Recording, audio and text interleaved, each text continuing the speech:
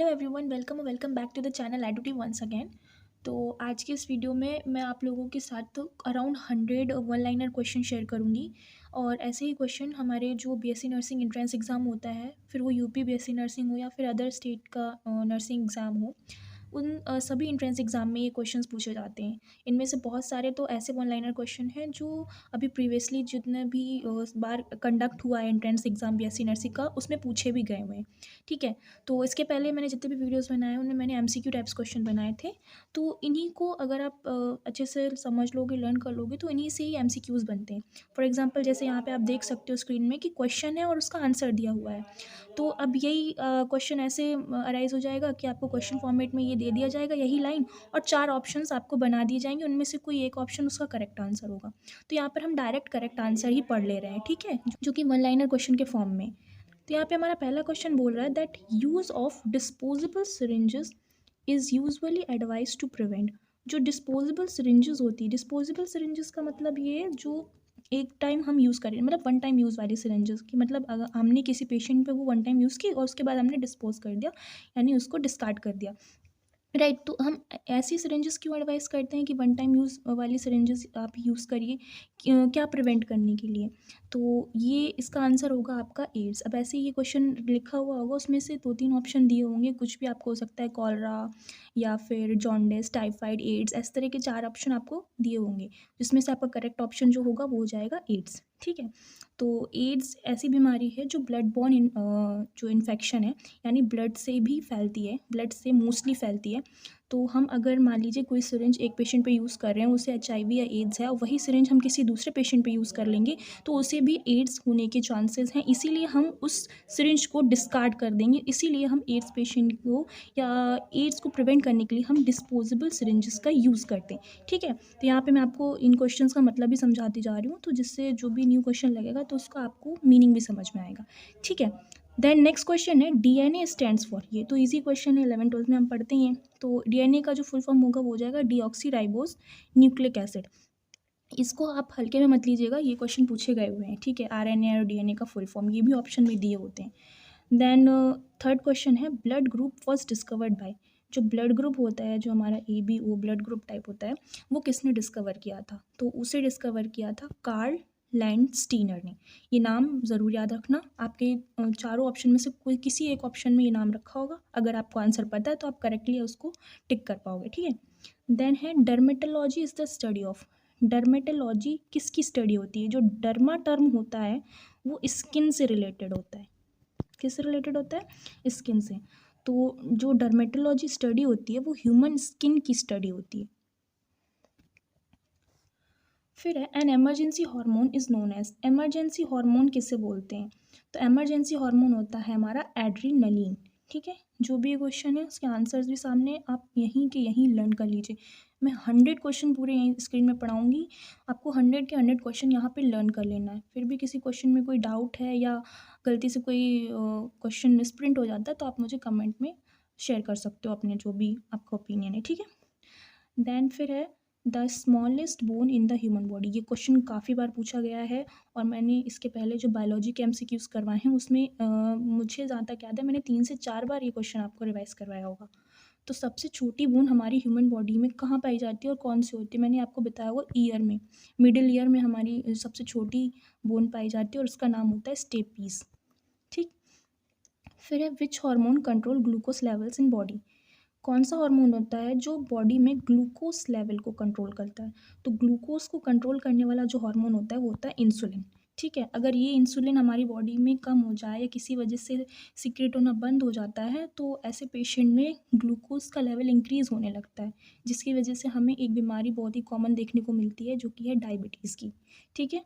तो काफ़ी सारे लोग होते हैं जो डायबिटीज़ के शिकार होते हैं, वो इसी वजह से होता है, क्योंकि उसमें इंसुलिन जो रेगुलेटिंग हार्मोन होता है वो कम सीक्रेट होने लगता है या कम बनता है, जिसकी वजह से जो ग्लूकोज का लेवल है वो बढ़ जाता है। तो ग्लूकोज के लेवल को कौन कंट्रोल करता है? इंसुलिन। इसलिए इंसुलिन एक प्रॉपर अमाउंट में हमारी बॉडी में बनना बहुत ज़रूरी है। फिर है which part of I is responsible for its colour. कौन सा आई का जो पार्ट होता है जो इस कलर के लिए रिस्पॉन्सिबल होता है, मतलब हमारी आई में जो हम देखते हैं, जो भी विजुअलाइज करते हैं तो कलरफुल चीज़ें हमें दिखाई देती हैं, तो उसके लिए कौन सा पार्ट हमारी आई का रिस्पॉन्सिबल होता है, तो वो होता है आइरिश पार्ट। ठीक। फिर क्वेश्चन है what's the name of tuberculosis vaccine. Vaccine हमें पता है कि बहुत सारी वैक्सीन्स होती हैं जो हम लगवाते हैं हमारे बचपन में या जब हम थोड़े बड़े होने लगते हैं उसके बाद भी। तो ये वैक्सीन एक टीबी की वैक्सीन भी होती है, हैज़ वी नो। जो ट्यूबरक्लोसिस बीमारी है बहुत ही इन्फेक्शियस बीमारी है, तो इसीलिए हम इसका वैक्सीनेशन लेते हैं। तो उसके वैक्सीन को क्या बोलते हैं, तो इसका जो वैक्सीन है शॉर्ट में हम उसे बोलते हैं BCG, जिसका फुल फॉर्म होता है बैसिल कैलमेट ग्यूरिन। ये क्वेश्चन बहुत ही इंपॉर्टेंट है। ये आपको ऐसे भी पूछ सकता है कि BCG का फुल फॉर्म बताओ, उसमें आपको ऑप्शन में दिया होगा बैसिल कैलमेट ग्यूरिन, या फिर सीधे पूछ सकता है कि ट्यूबरक्लोसिस की वैक्सीन कौन सी है, या आपसे इनडायरेक्टली ये भी पूछ सकता है जो BCG वैक्सीन है वो किस बीमारी से बचाने के लिए यूज़ की जाती है। कुछ ऑप्शंस दे देगा आपको, TB, कॉलरा, टाइफाइड, इस तरह से। तो उसका आंसर हो जाएगा ट्यूबरक्लोसिस। तो आपको याद रखना है TB का वैक्सीन होता है BCG। ठीक। फिर नेक्स्ट क्वेश्चन हमारा आ जाता है which is the strongest bone in the human body. हमारी ह्यूमन बॉडी में सबसे स्ट्रॉन्गेस्ट बोन कौन सी है, तो इसका आंसर हो जाएगा फीमर। हमारी ह्यूमन बॉडी में सबसे लॉन्गेस्ट बोल लो या स्ट्रॉन्गेस्ट बोल लो, ये इस दोनों का ही आंसर फीमर होता है। सबसे लॉन्गेस्ट बोन भी होती है और स्ट्रॉन्गेस्ट बोन भी होती है। ठीक है। फिर है who gave the theory of evolution. Evolution जो थ्योरी थी वो किसने दी थी, तो इवोल्यूशन थ्योरी आपने 12th में पढ़ा ही होगा, चार्ल्स डार्विन ने दी थी, जो इवोल्यूशन वाले चैप्टर में आप लोगों ने पढ़ा होगा। ठीक है। फिर है plants which don't have differentiated plant body belong to which group। ऐसे प्लांट जिनका जो बॉडी होती है वो डिफ्रेंशिएट नहीं होती है, डिफ्रेंशिएट इन द अलग अलग फॉर्म में कि लीव्स, रूट, स्टेम, इसमें डिवाइडेड नहीं होती, वो एक ही पार्ट पूरा प्लांट का माना जाता है, तो उस ग्रुप को हम क्या बोलते हैं, उस ग्रुप को हम बोलते हैं थैलोफाइटा। फिर what joints one bone to another bone. एक बोन को दूसरी बोन से जोड़ने वाली पार्ट को हम क्या बोलते हैं, तो उसे हम बोलते हैं लिगामेंट। यहाँ पे सेम एक क्वेश्चन और बनता है कि बोन को मसल से जोड़ने वाली स्ट्रक्चर को क्या बोलते हैं, तो उसको हम बोलते हैं टेंडन। और बोन टू बोन कनेक्ट जो होता है उसे बोलते हैं लिगामेंट। ठीक। फिर अब what's the liquid part of blood known as. Blood का लिक्विड पार्ट को हम क्या बोलते हैं, तो ब्लड हमको पता है ब्लड दो चीज़ों से मिलकर बनता है, एक ब्लड सेल्स और एक प्लाज्मा, जिसमें से जो प्लाज्मा होता है वो लिक्विड पार्ट होता है, तो करेक्ट आंसर हमारा हो जाएगा प्लाज्मा। फिर प्यूपिल is a part of which organ in the human body. तो हमें पता है प्यूपिल जो पुतली होती है वो हमारी आइज़ में प्रेजेंट होती है, तो आंसर हो जाएगा आई। फिर है which lens does human I have. Human आई में कौन सा लेंस होता है, तो ह्यूमन आई में हमारा होता है कन्वेक्स लेंस। फिर है what is the primary sex hormone in man. Man में जो primary sex hormone already present होता है वो कौन सा होता है, उसे हम बोलते हैं टेस्टोस्टेरोन। ठीक। फिर jaundice disease affects which part of the human body. जो जॉन्डिस डिसीज होती है वो कौन से पार्ट को अफेक्ट करती है, तो वो अफेक्ट करती है लिवर को। फिर what is the shape of bacillus bacteria. जो बैसिलस बैक्टीरिया होते हैं उनका शेप कैसा होता है, तो उनका शेप होता है रॉड शेप। ये भी क्वेश्चन बहुत बार पूछा गया है। फिर क्वेश्चन है the largest vein in the human body. Human body में सबसे लार्जेस्ट वीन कौन सी होती है, तो लार्जेस्ट वीन होती है हमारी वेना कावा। सिमिलरली हमसे पूछ सकता है कि लार्जेस्ट आर्टरी कौन सी होती है, तो आंसर हो जाएगा एओर्टा। फिर which of the following is not a sensory organ. कौन सा ऐसा पार्ट होता है जो सेंसरी ऑर्गन नहीं है, तो वो है हमारा ब्रेन, क्योंकि हमारे 5 सेंसेस होते हैं, eye, nose, ear, mouth and skin, right. तो brain is not a sensory organ. फिर है glucose is a monosaccharide. Glucose जो होता है वो मोनोसेक्राइड होता है।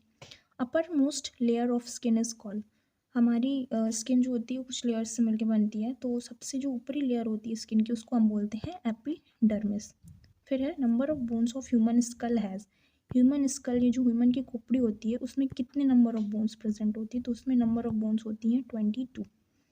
फिर अल्कोहलिक ड्रिंक कंटेन्स। जो ड्रिंक करते हैं हम अल्कोहल, उसमें क्या होता है, तो वो होता है एथाइल अल्कोहल। फिर है जीन्स आर मेड बाई। जो जीन्स होती हैं वो किससे बनी होती है, तो genes made up of polynucleotide. फिर नेक्स्ट क्वेश्चन है leprosy is also known as Hansen's disease.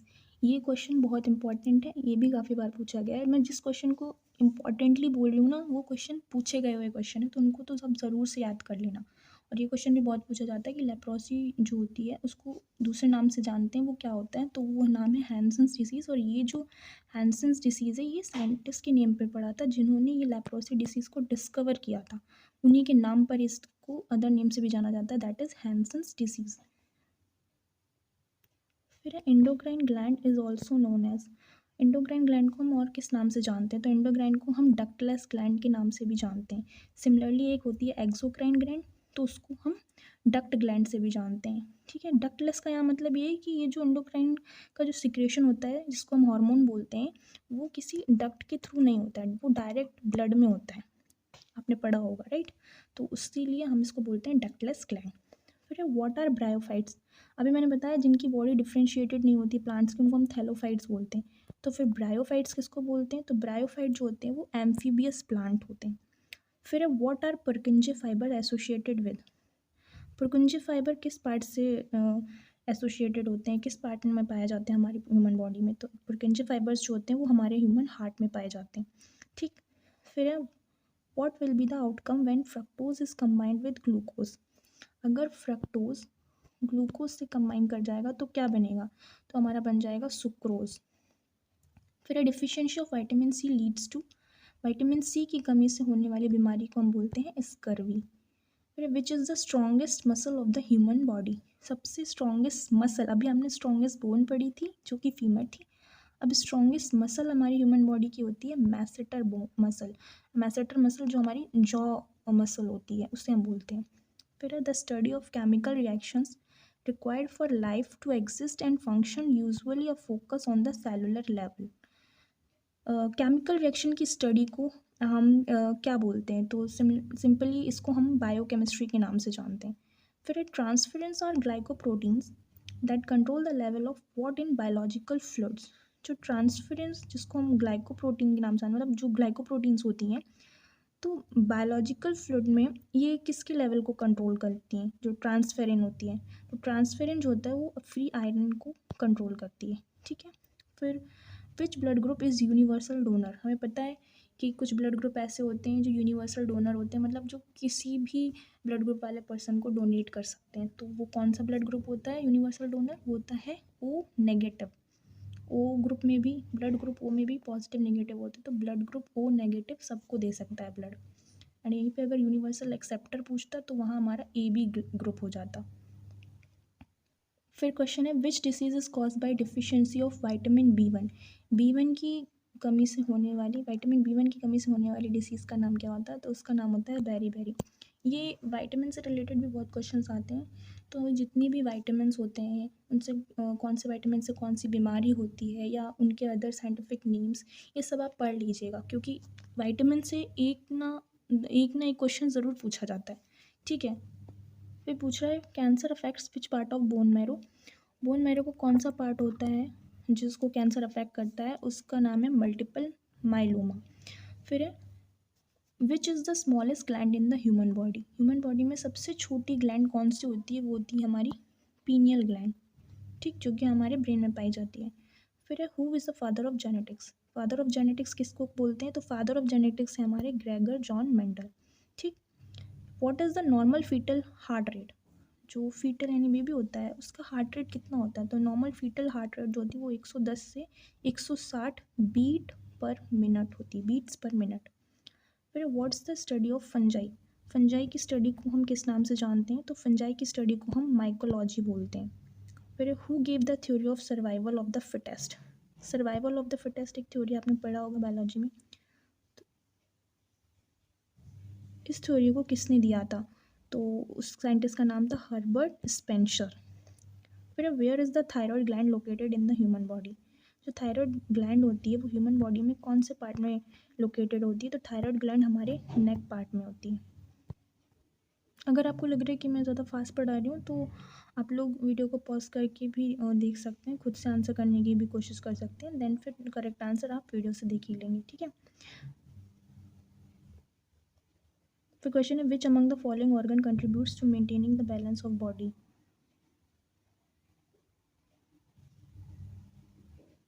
हमारे बॉडी बैलेंस को कंट्रीब्यूट कौन सा ऑर्गन करता है ह्यूमन बॉडी का, मतलब कौन सा हमारा ह्यूमन बॉडी का ऑर्गन है जो बॉडी बैलेंसिंग में हेल्प करता है, तो वो होता है हमारा ईयर।